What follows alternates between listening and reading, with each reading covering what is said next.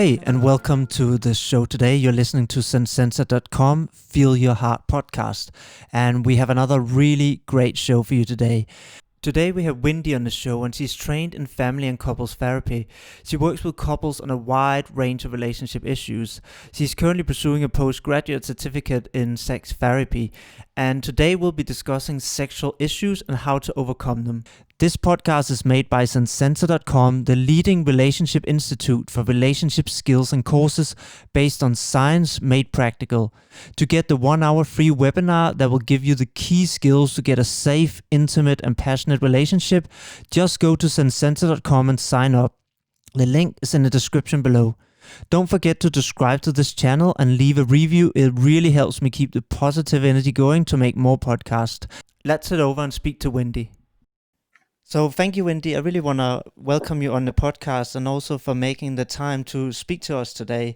I'm really excited actually about speaking more about sexuality, which we haven't dealt so much with on this podcast. So I think it's about time because it's an important part of relationships. So yeah, thank you for coming on today, Wendi. Thank you, Thomas, so much for having me. I really do appreciate it. And I agree with you. Sexuality is a really important topic because it's one of those sort of taboo-y kind of things. Sometimes it just doesn't get talked enough about, even between intimate partners. Yeah, and it's such a big gap often, I think, because we have a lot about shame around talking about it. And I think I read some research a while ago that actually couples that were into kink, they seem to also to some extent have better functional relationships. And they had a theory, I don't know if it's true, but the theory was it's because they have more open communication, because when they did do that, they had to communicate more than a lot of couples do, which basically forced them to in general become more communicative about their needs, their boundaries. And I think even talking about sex is also things we can take into a relationship in general, right? Because it's about learning to understand what are my needs, how do I communicate those, and what are my boundaries, what do I not want, and how do I assert those boundaries. So I just think they're overall good skills to have, don't you think? You are so right. And Thomas, the vanilla sex community can learn a lot from the kink community because what they do can be at times dangerous, right? What is really needed is very clear communication between them. And there are actually lists that you can find that the kink community will use, that things that you absolutely need, things that are an absolute no, and they talk about them in detail because they've come to a place when you upon entering the kink community that where sex is so much more openly spoken about. They've acknowledged their needs and the things that they like and enjoy, and they speak about it in extreme detail. And meanwhile, I can meet with a heterosexual vanilla sex couple, and there's nothing wrong with being vanilla sex, but two people maybe that have been living together for 20 or 30 years but have never really talked about what they like or perhaps something they'd like to try with each other, and it just feels like it gets lost. So that's one of the things that working with couples in sex therapy is useful for, is just beginning to open those discussions that are so hard to have. Yeah, and I want to talk more about that a bit later in the podcast because one thing I found myself as I started exploring this more was the fact that it's so much more than a physical experience to start having these conversations and sharing it. There's actually an enormous intimacy between a couple, even if they decide they don't want to do these things because it might cross the boundary of one partner. Just being able to share it and having it accepting can be a hugely connecting and intimate emotional experience in itself, right? So this is why I think there's so much more beauty in talking open about sex than just the sex act itself. hmm that's 100% right, and that applies to things other than even sexual issues or sexual desires. Because anytime a person becomes more open and intimate about and basically more vulnerable with their partner, right? Even if they're discussing an early life experience that really was impactful for them in a way, like their parents, perhaps they felt ignored, and so when they feel ignored by their partner, that it feels like being back as that little kid again. Anytime a couple shares intimate, vulnerable feelings with each other, it builds connection and intimacy between them, and certainly that's true in the sexual arena as Yeah. well. Yeah, it's such a beautiful practice. And I also know that you focus obviously on mindfulness too, which is something I love. I do something called five rhythms, which to me is dancing meditation essentially. And I do Oh, meditation every day. And that mm, this is kind of, I think, my first question I want to get into our debate today is because I just feel we live very much in a culture that's so focused on the end result. Like so much stuff I read mm, about sex is about getting to the orgasm. And there's so much pressure on that yeah. that I feel often it even becomes a block to orgasm. And also we forget that there's a whole journey that in itself is beautiful to share rather than just focus on that we have to get to this place. And this is where I was so Mhm. intrigued when you mentioned mindfulness, because I think that's something that's really missing from our sexual debate, like in modern days Mm. and in our culture. So would you be able to talk a bit about how mindfulness and sex integrate? I would love to hear more about that. Sure, absolutely. And that is such a beautiful question. And also, the things you said are just so spot on, right? That sex can become this goal oriented, have to get to the finish line, and then we really lose the moment. So I'll start with, let me just, for those who don't know, I'll do sort of a brief explanation of what mindfulness is, which is simply about being in the present moment, being aware of what's happening right here, right now. So let's translate that to sex, right? Especially, I see a lot of issues like with men who are who have erectile issues, and they're just so worried about, am I going to be able to get an erection? Am I going to be able to keep an erection? So imagine if that's what's going on in that guy's mind, right? Oh no, is my penis going to work? Am I going to be successful? Versus just coming back to the body and feeling the pleasure. What is happening right here, right now? And just as when we sit in meditation with an intention to be in the present moment, sometimes we use the breath as a focus, right? So we come back to our breath, and it's just coming back to the body. So, mindfulness, when you begin to notice, where is my mind right now? Am I here in this moment with my partner? What am I thinking about? Oh my goodness, I'm thinking about what I'm going to have for dinner tonight, or I'm thinking about, is my partner liking this? Am I being a good enough lover?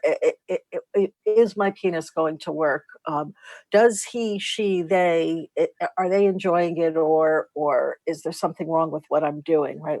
We begin to see how much we can add on to the experience, and we're not in that moment, and we're not fully letting go to the moment and the pleasure and the joy of what's happening right now in my body. And so that is really, with mindfulness, it's just really being present in the moment, in this case, for the sexual experience, for the pleasure, for the feeling, noticing what is happening in your body, and not being someplace else, right? In your Beautiful. mind. Because Beautiful. when one is someplace else, they're not here right now.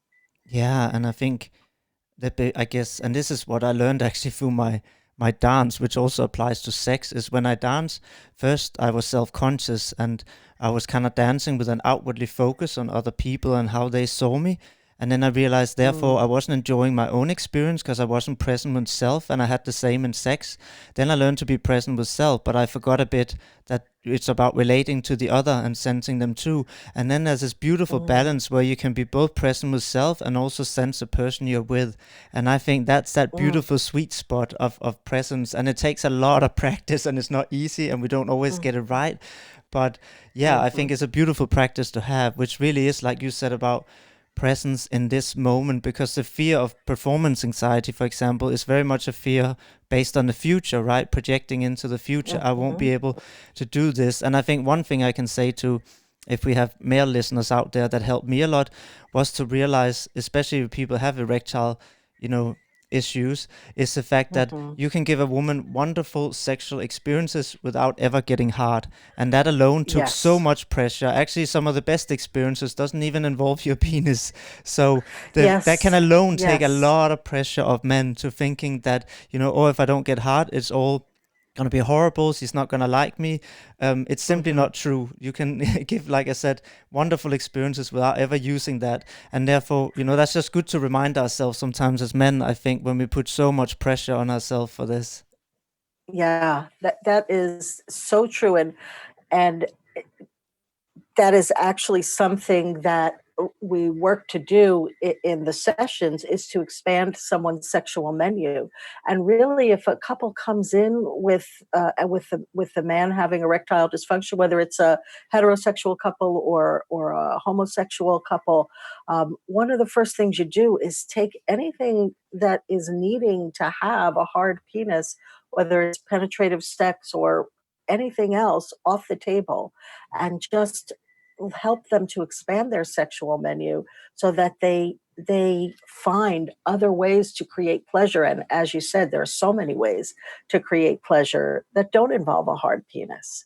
Yeah, and beautiful. and also, just to normalize for the men that are listening out there, it is so very common, and I see this even more in younger men lately, that if there is some experience where, for whatever reason, they couldn't get an erection or couldn't keep an erection or whatever it had to do with, it becomes such a worry for them that that alone becomes the focus of sex, and it takes over.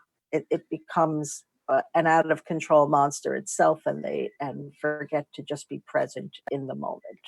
Yeah, I think that's wonderful. So one of the points is be present, and the other one is take away this over obsession that our penis is so important, because it actually isn't that important for women's pleasure. So I Mhm. think those are, Yeah. are two really good points. And I think one thing I want to speak to you a bit about too, because this is something that I've seen a lot of people struggle with, especially even though it's not defined by men and women. I think men tend to have more of it and women tend to have more of the other. Is these different types of sexual responses that we call responsive and spontaneous. And I feel it often creates a lot of confusion, I guess, between the different genders, because we often have a bit different, responses of how we get into our bodies and and Mhm. and how we feel, yeah, how we get into our desire. Yeah. Would you be able to talk a bit about that too, Wendy? Sure, absolutely. And this is really useful for both men and women who maybe they don't have what you're calling spontaneous desire. Like, all of a sudden they're thinking, "Oh, I want sex," and they may seek out their partner for sex.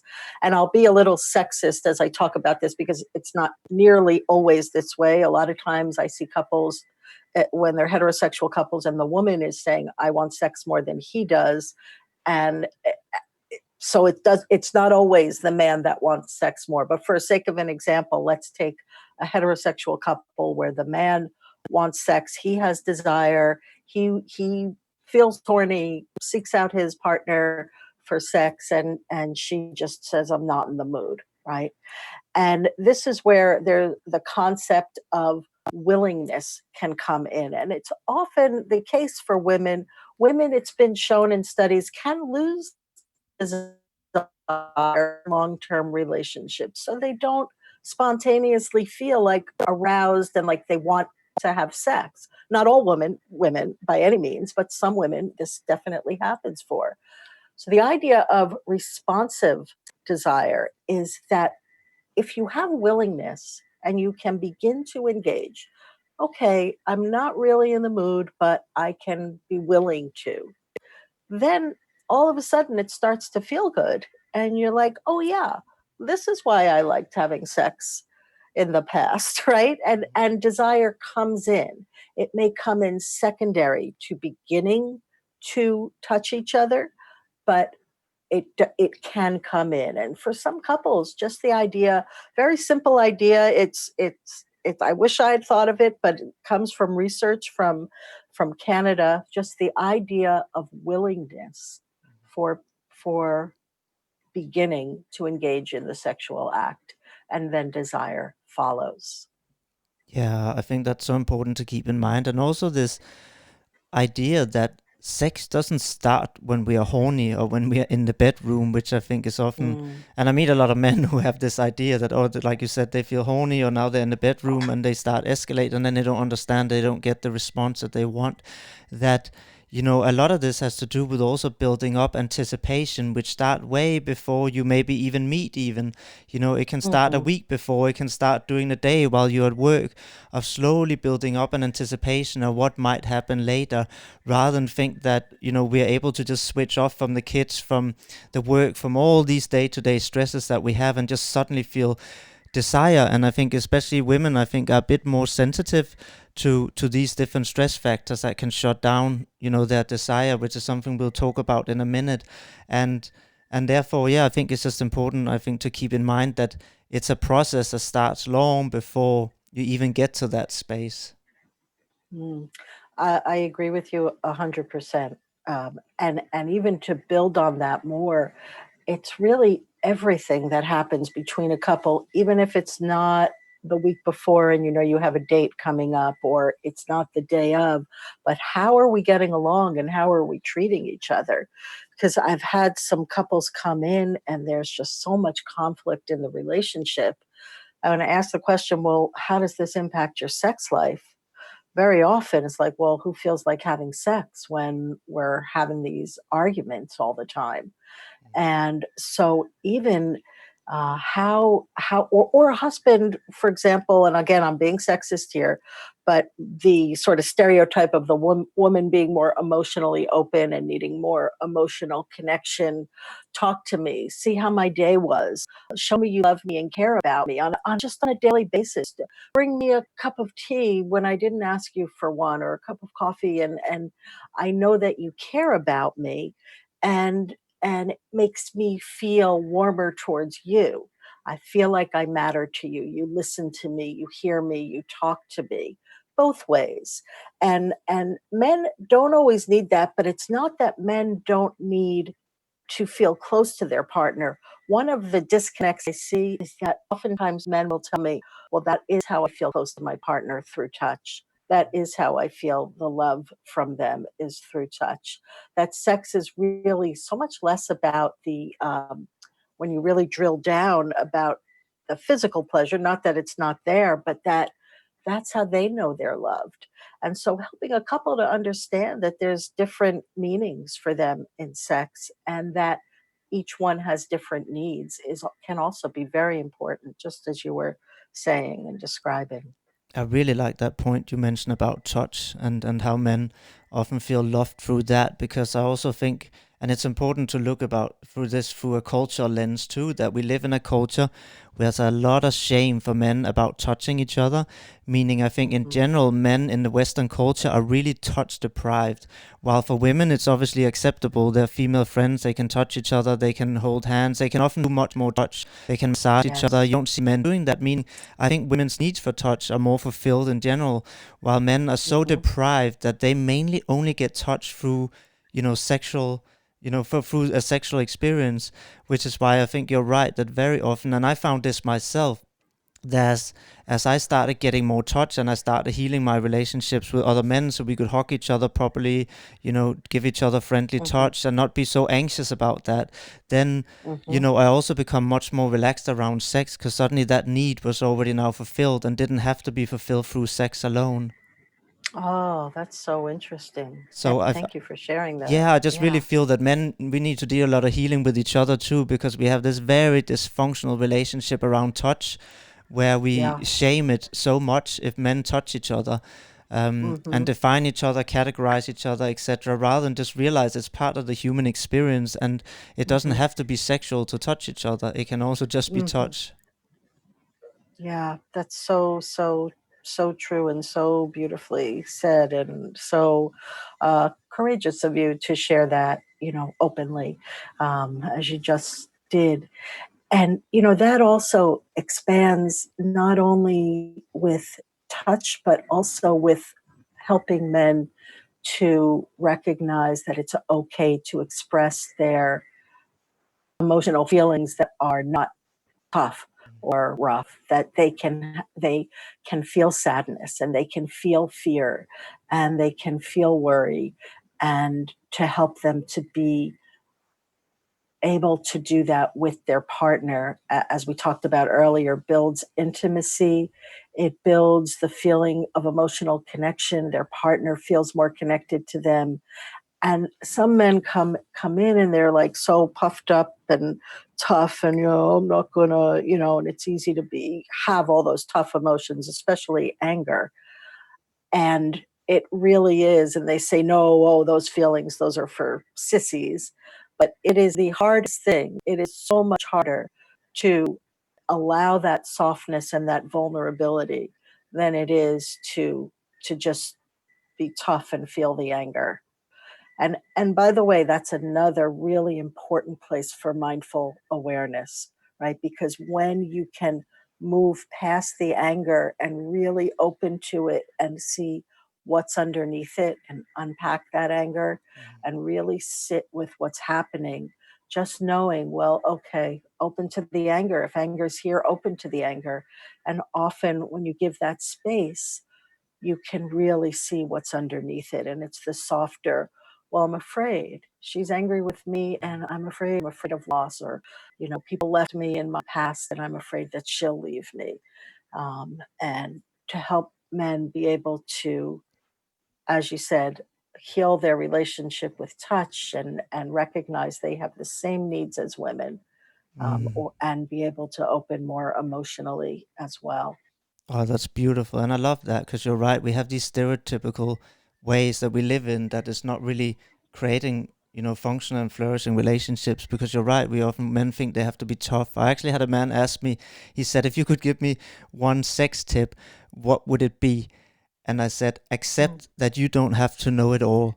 And he was a bit, what Mm. do you mean by that? I said, because as men we grow up learning, we should always be confident, we should always know what we're doing. And because of that, we have such a big ego. And that ego is why women have to fake orgasms. That ego is why women don't feel free to express to us what they actually want or if they don't like something.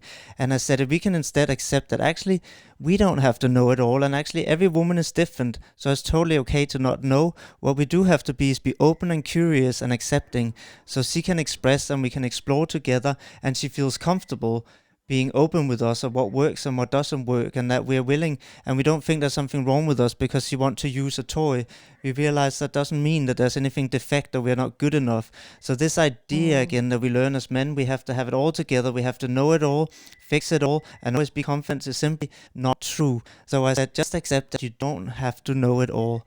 And I said Mm. that's the most important thing for you to learn, much more important than any technique. I said, just Mm. accept that and be curious and open and accepting. I think that's how you can give your woman or your wife the best experience possible and let her know Mm. that.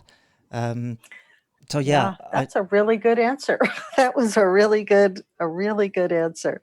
And let's not blame this all on men, because if we go back to what we were talking about before with the erectile dysfunction, a lot of times women come in and they think, well, it must be me because he can't get an erection. Mm. So it's automatically pathologized, right? That, oh, even the woman is saying, well, he's clearly not attracted to me because he can't get an erection, becomes something wrong with him not being able to have an erection, right? So we can also perpetrate that myth, shall we say, Mm.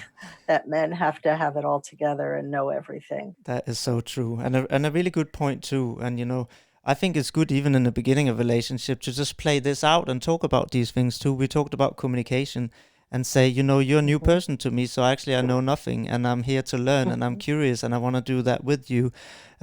So again, it's just about becoming more open. And I think what I want to talk to you about next is that I feel again with a lot of sex advice I read online, it's all about we talk about the accelerators, we talk about fantasies, we talk about techniques, we talk about X, Y, and Z, things that can turn us on. But we often Hmm. forget the discussion around the brakes of what stops sexual desire. And the fact is, as long as, that foot is planted firmly on the brake, it doesn't matter so much what we do to accelerate or turn somebody on. It's not going to work very well. So I really want to Hmm. talk a bit more about the breaks today that kind of prevent people from getting into their desire and what people might be able to do about it. Is that something you could talk a bit about, Wendy? Sure. And that is such a broad question. I could talk about that probably for hours Yeah. because as different as um, humans, of course, are like snowflakes. There's no two that are the same, right? Everybody is a little bit different. And even if people present with a similar problem, their journey in life is completely different. So even if you have two couples with the same cultural background and one is not both in both cases there's a partner putting the brakes on pretty strongly, it could be for completely different reasons. And there's so many reasons. First, there is the basic biological fact that and forgive me for not remembering the exact part of the brain that Emily Nagoski writes about this in her book, and she really talks about the physiological part where some people just have more of an accelerator, and she uses those words, and some people have more of a brake. Basically, physiologically in their brain, that's how their brain is built. Some people just have a greater sexual desire than others. And there are myriad other reasons as well. For example, let's say you have a couple that comes in and one partner just freezes during sex and she doesn't want it. I'm just making that the woman, right? If in a heterosexual couple, could be a lesbian couple as well.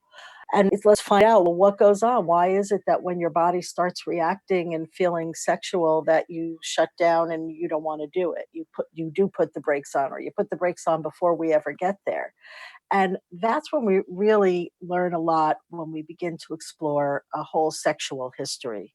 And for example, many survivors of childhood sexual abuse, just the idea of having arousal in their body is can be unconsciously, by the way, an out of control feeling, because they may have felt that arousal during the abuse. And by the way, I just want to normalize for anyone out there who has experienced childhood sexual abuse. When someone touches your body, you can't help that your body may respond to that and feel pleasure. It doesn't mean you want it to be happening, but there are nerve endings and there are things that happen, and it is not your fault in any way if you felt pleasure during those times. But it can also, for example, be connected with, I have no control over this, and this is happening, and I don't want this to be happening. And so a person may shut down. There may have been messages they got around sex just in through the church or through their society, whatever culture they grew up in. I've worked with people, got messages from the Catholic Church, got messages from Orthodox Judaism, right, about what's right and wrong, and and there can be a lot of shaming messages around sex, and so people have this idea their sex is connected to shame, and so just as we were talking about before with unpacking perhaps anger and getting to the deeper, softer emotions, we need to unpack what's going on when someone is always putting the brakes on and really looking into their life's journey and look at all the messages they got. Look at what they learned about sex. If let's say you have a young gay person who feels so much shame around his sexuality or her sexuality because they grew up in a very strongly Catholic church that said being gay is a sin, right? And so now they don't feel free to express themselves, or they maybe found a partner, but they have so much shame around sex and don't want to engage in sex. Just beginning to unpack everything and helping people understand the story that they've created about who they are. What is the story that they're telling themselves? And is that really correct? Right? So for the child, it was not your fault what happened to you. It was completely out of your control what happened to you. And to be able to recognize that you can be with sexual pleasure, notice the fear that comes in, and also begin to notice that, okay, this is a different context. not to dishonor what's happening, to absolutely honor what's happening. Again, mindfulness comes in, the awareness, knowing, oh, I'm shutting down because of my connection to my past. And this is a different context. And the partner also has to be very willing to let in this case, for example, a survivor of sexual abuse, kind of set the pace and guide what happens, because it's a terrible, one of the worst traumas that any person can experience. Yeah, thank you for bringing all that up. Those are so many wonderful points. And I think in regards to when you talk about obviously trauma responses that can also hold back desire and be a break, I think it's important to say if you are aware that your partner have some kind of sexual trauma, just around the conversation of consent, it's really important to be aware of the freeze Yeah. response, because it's quite common that people who go into trauma, that they go into the freeze response, meaning they might not be able to tell you that they actually don't want what's going Hmm. on. So if you notice Hmm. that your partner is freezing up, their breathing is changing, that maybe they seem to have disconnected through their eyes, etc., then stop and check in, especially if you know they had some kind of sexual abuse, and stop and just make sure that they're actually okay. So that's just a small little thing I wanted to throw in there. Um, Yeah, absolutely. and I kind of jumps me on to the next question, because you started talking about this already, because it's obviously one of the big breaks, which is shame, essentially shame around Hmm. our desires, shame around body image. We all grow up with bad body images, both men and women, but probably women even more so. There's a whole Hmm. industry flourishing on this, because the worse women feel about their body, the more makeup, the more clothes, the more cosmetic surgery we can sell them. Um, Hmm. so yeah, there's so much money in making women feel bad about their body, and yet we all lose out from this in such a tremendous Hmm. way. So maybe you can talk a bit more about shame, and also how it impacts sex, and also what we can do to try and work with that shame, so we can all feel more free in our expression. Mm, yeah, shame is. I have found it in my work. It's really such a powerful experience for people. Let me just sort of clarify and define shame versus guilt, because that they often get confused. And guilt is when you feel badly about something that you've done, right? Shame is when you feel badly about really who you are. And you brought up the idea of bodies, and for men and women, and especially women. And yes, the whole industry of weight loss has evolved around what society, Western society at least, tells women you should look like this, and if you don't, there's something wrong with you. I see that, eating disorders with kids, um, sometimes so young, girls in middle school, even earlier, that have started dieting, and not only because of what they see, but sometimes it's the parents that also put this pressure on their child because they think they should look or be a certain way, and then the child may develop an eating disorder, and they're like, "Well, fix my child." um, and around bodies, I've worked with so many women who just don't even want to be show their partner their body, their naked body. They undress separately. They don't want to have sex because they are so shamed about what their body looks like, because maybe they've gained weight since they were first married, and their partner could be sitting there telling them, "Honey, I don't care how much weight you gained. I think you're beautiful and want to have sex with you." And they pull back from it because of the way they feel. Shame. So we need to unpack it. Unfortunately, there's no quick fix with shame, with messages that are deeply entrenched in people about what it means to be a sexual being.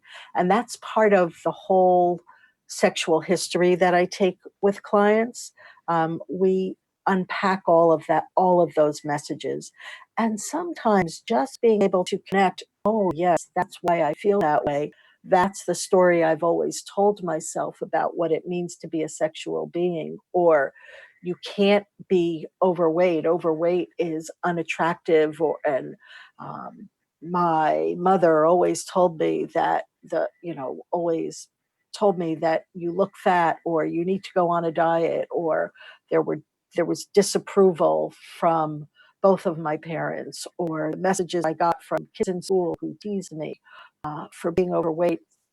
Just to begin to unpack all that and to understand the story that you're really telling yourself about who you are, to have the awareness of that gives you an opportunity to do something different.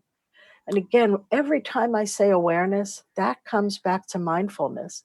Mindfulness is awareness of what is happening right now, not only on the surface, but opening to and unpacking and going underneath.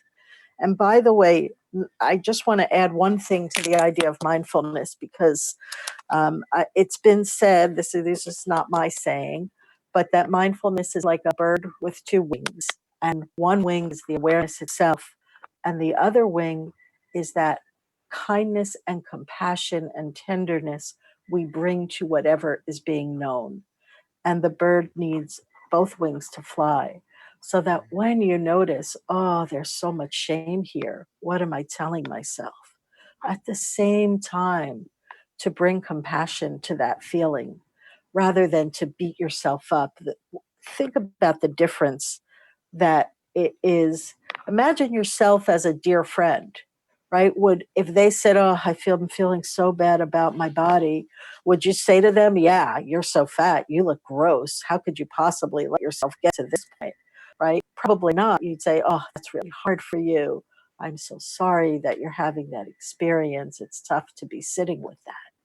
And to be able to bring some of that to yourself as well, whether it's around body image, whether it's around feeling angry, whether it's around feeling sad, right? By the way, when you bring compassion to something like anger, it doesn't mean that gives you free rein to act upon that anger and lash out. It just means that it's hard to sit with anger and it's hard to be angry. And I get that. And as I have awareness that this anger is here, I also have choice as to what I do with it. If I'm just being reactive and I have no space in between noticing the anger and doing something, then I'm lashing out. But when I stop and I come back and I recognize what's happening in my thoughts and my body, when I can watch what's going on within myself, then I open space and I have choice.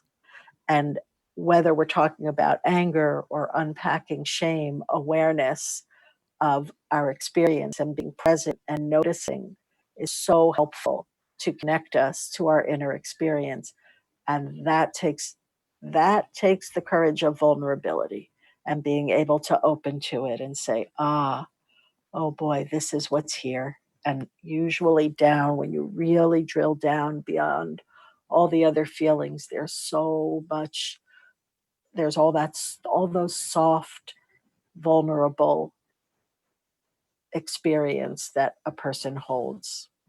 I'm Yeah. talking a lot, but does that make No, I sense? love it. I think they're beautiful and super important points. So I'm really happy that you're bringing all this up. And also, while you were talking, I just thought that for me, one of the main, I would say, ways to counter the message of shame that people have been given and that couples can give to each other right now is Mm-hmm.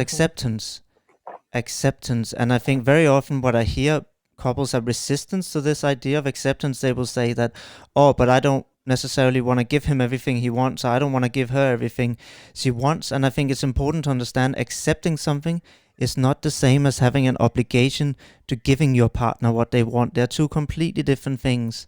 So Exactly. acceptance just means we accept that part, then we accept that desire, whether that's your partner having a food fetish or whether that's your wife wanting to be with three different men. We can accept that. That doesn't mean we have to necessarily give it to them.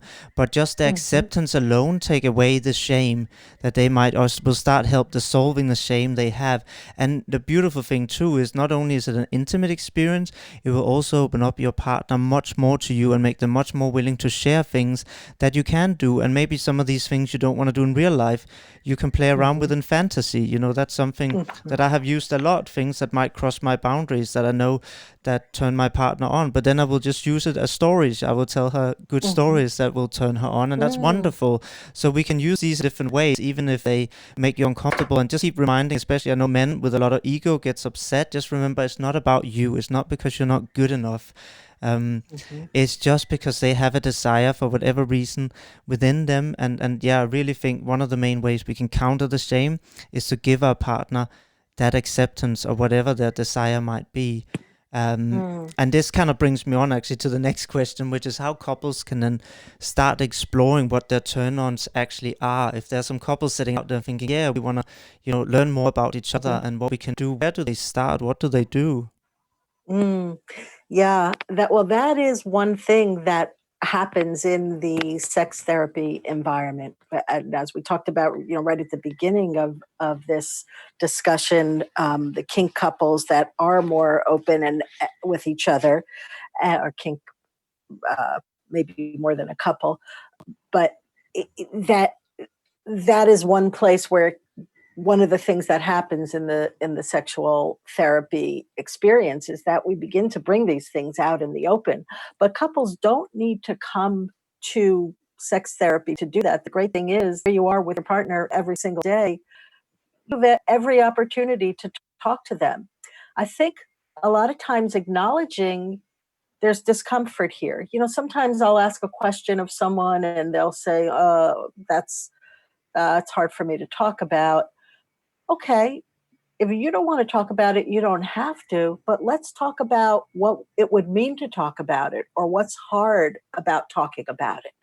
And so couples can begin just by acknowledging, there's something I've really wanted to talk with you about, but I feel so funny about talking about it, or feel awkward about talking about it. Or I worry that you'll get angry or hurt, and it's not my intention to hurt you, and that's why I don't talk about it. So beginning to just bring up the discomfort of talking about something and just talk about what it would mean to talk about it is one place that couples can start. Just by acknowledging, ah, there's I'm avoiding this discussion. First, acknowledging it to yourself, again, coming into the awareness, wow, this is something I'd really like. Asking yourself the question, why don't I speak to my partner about that? Oh, I worry how they will respond. I worry they'll be hurt. I worry they'll think there's something wrong with me because that turns me on. I worry about all of these things. So just beginning to say, I really want to tell you some things, and it's hard. And beginning in that space. Does that make Yeah, sense? it does very much so, and I really Yeah. like that. And I always think face to face is the best way to do things. I know if some people feel really, really restrictive, it can sometimes Mm-hmm. help to start even doing it in writing where you don't have to look at the person initially. I don't think it's the best way, but it can work for some people. I know a few people who have used different apps. There are some apps that you can do where you basically see where your desires match, and that means your partner doesn't actually know what you have said yes to unless they match with it too. Oh, And interesting. I yeah, haven't seen those. no, because that might be a bit less of a, I guess, a scary way of doing it, right? Initially. Mm-hmm. And again, I always think the most connecting way is sitting face to face. So that's optimal. But just for couples that might not be ready for that yet, this could be a way. Because, like I said, your partner won't actually know what you said yes or no to unless they match, Mm-hmm. meaning that you are I not see. that exposed. And then you could start talking about the things where you do match. And maybe you didn't know that Right. about each other. And that can then bring up a Uh-huh. discussion that feels at least initially less exposing, and then slowly as the courage of course built, then you can start being more vulnerable about other things. Mm-hmm. Yeah. And for a lot of people, it's so interesting that those apps exist. I didn't know that. I'll have to find out about, I'll do a little research on that. But even to get to that point where, hey, let's do these apps, can be difficult for people to even talk about, there's things I want, right? Or let's talk about sex. Here you have a couple that have been having sex together for decades, but maybe they've never really talked about what feels good, what doesn't feel good. Is there something you'd like to try? What keeps you from asking that?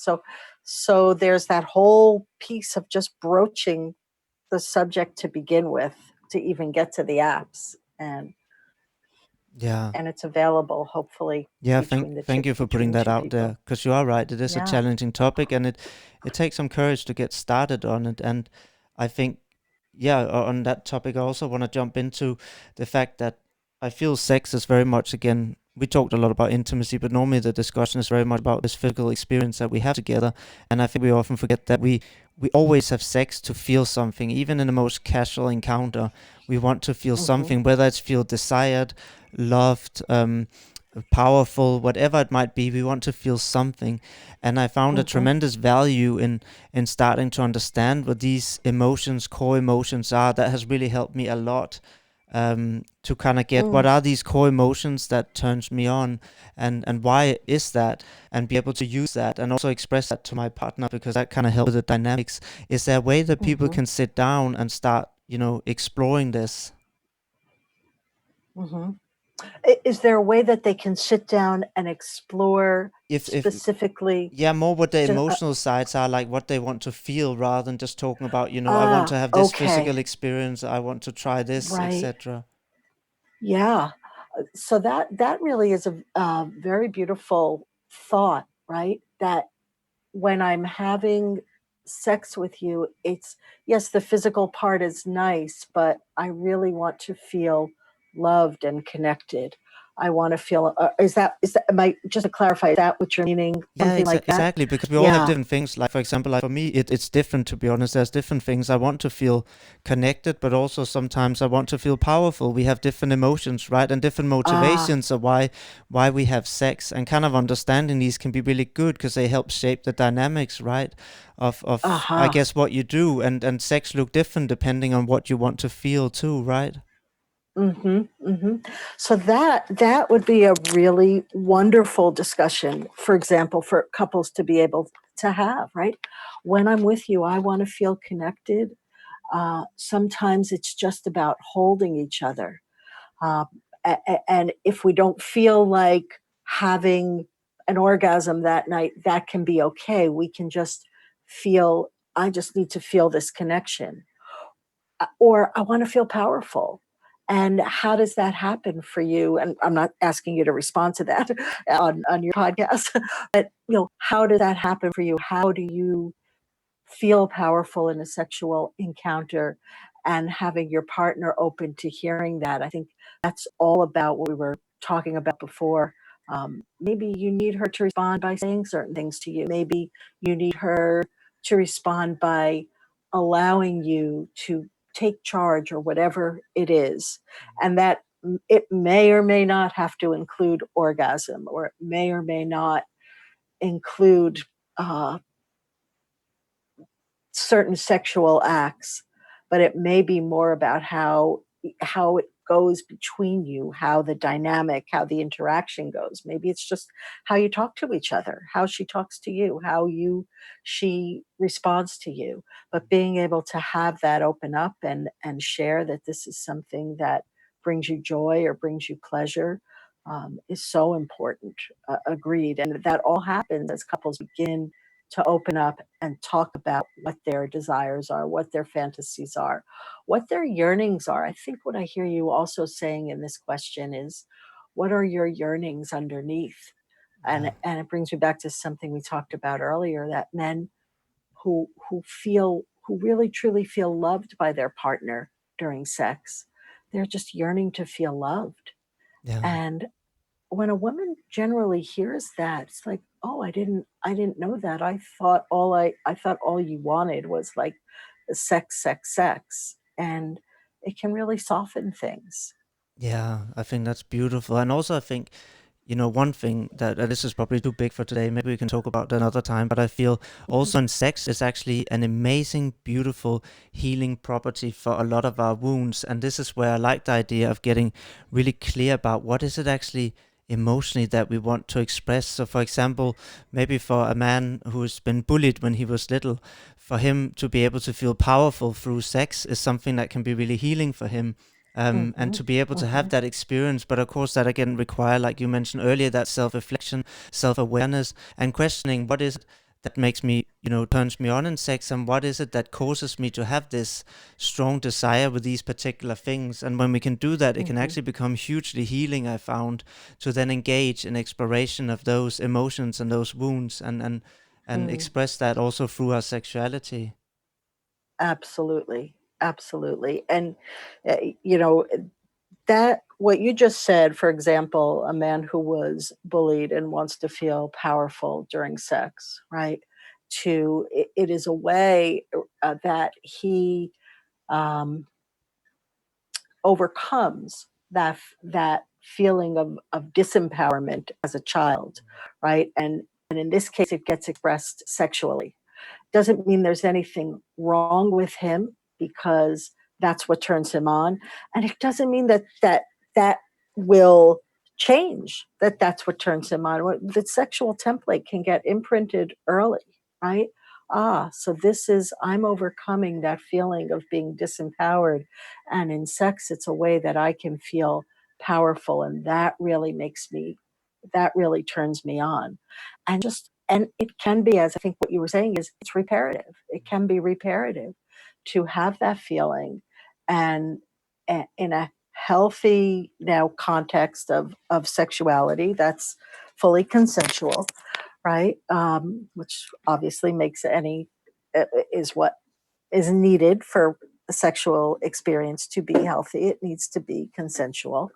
Um, and overcome that, right? And that's one of the things that gets unpacked, right? Maybe, for example, that person doesn't understand certain fantasies they have of wanting to be powerful, and when you begin to explore their life history, you realize, there were so many places where you felt disempowered, whether it was among your friends or it was within your family, you didn't have a voice, or um, and maybe even when you argue with your partner now, you're feeling disempowered by something they are saying, and that's why you feel so reactive to it, right? And so it's interesting that a lot of times when you really unpack everything, sometimes it has nothing to do with sex, but the way people are compensating for what has happened in their past, or overcoming what's happened in their past. Does that make sense? Yeah, absolutely it does. And Yeah, and I think it's yeah. because we are probably not aware of how often our sexual desire are motivated by things in our past, which is very, very Hmm. common. I think the last question I want to ask you, and then we can always talk more on another podcast another time, because I know we've been talking for a Sure. while, is there's probably couples sitting out there now are excited about getting started and having more open communication. So if they sit there and maybe they want to start exploring different fantasies that each other might have, what's a good way for them to do that and make that a safe way to share? That's a great question. I think that one thing I ask couples to do is, when we begin to talk about expanding their sexual menu, is to make a list of everything they'd like to try, from anything that's vanilla to the kinkiest thing they might think of, and just to write it down and to begin to share that with each other, with with the ground rules that we're going to be open and we're not going to judge. We recognize that we're both being vulnerable here. And that just because something is on the menu, as you said before, doesn't mean that you're going to choose that. It doesn't mean that you want that, but you can acknowledge for your partner and say, I hear that's something that turns you on. I don't think that's something that I really want to do. And as you said, there may be other ways, by telling your partner a story about it. Maybe they can satisfy that need through watching porn, or maybe there are other ways they can satisfy certain needs.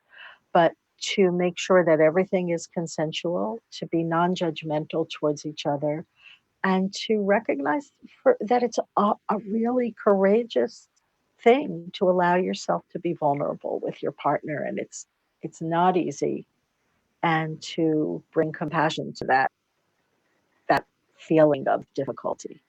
Yeah, thank you, Wendy. And yeah, really, I had such a good time having this discussion with you today. It's been really fun. Oh, What I think is there might be people sitting out there that want to get in contact with you and think it's great what we've been talking about. So could you just tell people how they can find you and your information online, etc., if they want to speak to you more? oh, sure. Yes, of course. Thank you. My name is Wendi Dumbroff. It's Wendy with an I at the end, not a Y. And my website is wendydumbroff.therapy.com. And I'm in Madison, New Jersey, in the US. And that's where I am. And all my information is on my website, wendydumbroff.therapy.com. Perfect. So if you want to work more on like what you heard today, then you can obviously look up Wendy and get in contact with her. So Wendy, thank you so much for coming on the podcast today, and I hope to have you on sometime soon in the future. I hope you enjoyed the show today. Don't forget to subscribe to this channel and come back for our new weekly podcast. Also, leave a review to keep the positive energy going. That really keeps me motivated to make more of these podcasts. If you want to learn the key skills to a safe, intimate, and passionate relationship, then head over to Zensensa.com and join the free 1-hour webinar. The link is in the description. You'll learn the 4 reasons that relationships break down, how your attachment style may fuel conflict with your partner and how to break that cycle, why people cheat and the 1 tip that can prevent it, the simple 3-step formula to lasting love. So thank you for joining us today, and I look forward to seeing you next week for another podcast.